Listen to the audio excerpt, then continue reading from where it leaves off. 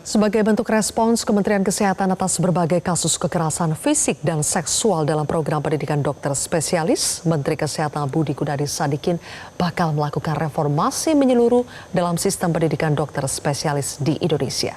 Berikut informasi selengkapnya, tunggu apa lagi bersama Kata Oba. Maraknya sejumlah kasus pelecehan hingga kekerasan seksual yang dilakukan oleh dokter program pendidikan dokter spesialis akhir-akhir ini, pemerintah melalui Kementerian Kesehatan melakukan evaluasi mendalam, diantaranya dengan melakukan tes psikologi dokter PPDS secara berkala. Tes psikologi bertujuan untuk mengidentifikasi kondisi kejiwaan menyimpang dan akan dinilai apakah dokter yang bersangkutan mampu menjalankan pendidikan tersebut atau tidak. Tes psikologi akan dilakukan setiap 6 bulan sekali sebagai bentuk pengawasan secara berkala dan monitoring rutin. Untuk melakukan mengikuti tes psikologis, sehingga dengan demikian kita bisa mengetahui kondisi kejiwaannya dari bersangkutan untuk bisa melakukan pendidikan ini dan nantinya akan bisa melayani masyarakat dengan sebaik-baik. Saya juga minta yang kedua agar transparansi dari proses rekrutmen ini dilakukan dengan baik.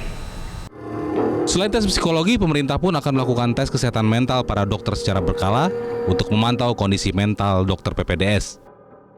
Kemudian juga marilah kita lahirkan dokter-dokter yang tidak hanya cerdas, tidak hanya memiliki kualifikasi yang baik, tetapi juga berintegritas dan bermartabat serta menjunjung nilai-nilai kemanusiaan.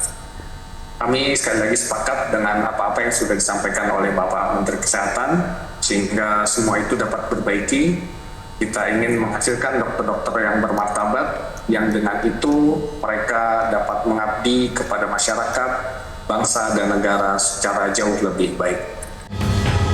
Kementerian Kesehatan kerap menerima laporan bahwa para peserta didik dokter spesialis ini dipaksa bekerja luar biasa.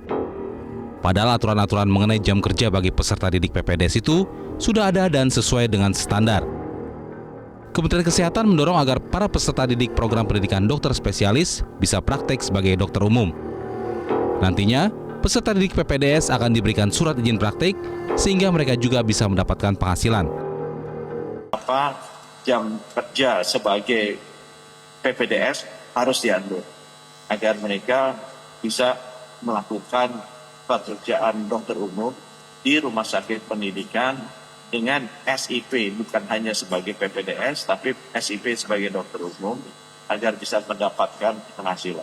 Sehingga diharapkan dengan demikian, tekanan finansial yang luar biasa besar yang dialami oleh para peserta PPDS ini bisa kita kurangi. Sebagaimana diketahui, Kementerian Kesehatan telah membekukan residensi PPDS 3 prodi di 3 rumah sakit pendidikan.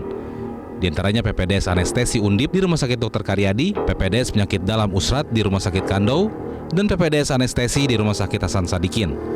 Tim Liputan Metro TV.